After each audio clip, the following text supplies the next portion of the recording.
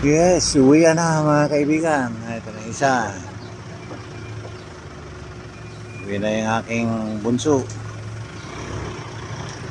Ito si panganay. Uwi na rin daw siya. At mukhang may meeting para sa Masun. Ano yung... Hindi kasya? Gilid ka? Kasi yan, kaluwang-luwang eh. Kainan mo namang driver namang...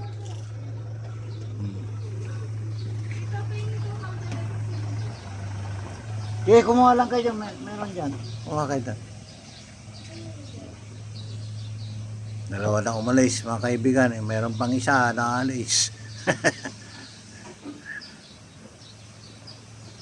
O, kita mo kaluwang.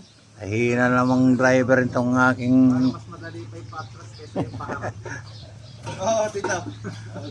Ano ba eh? Sino ba nagpatras?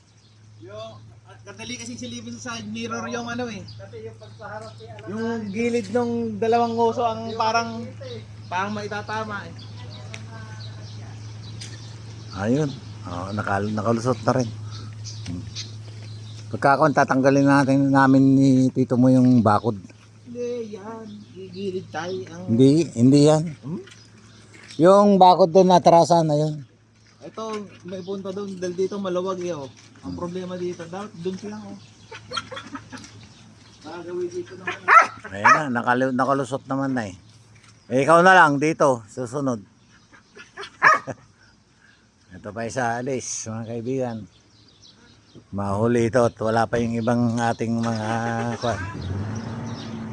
bisita. Pag marating yung isa nating kapatid, mga kaibigan. Masarap yung sinampalukan. Andyan, ayan.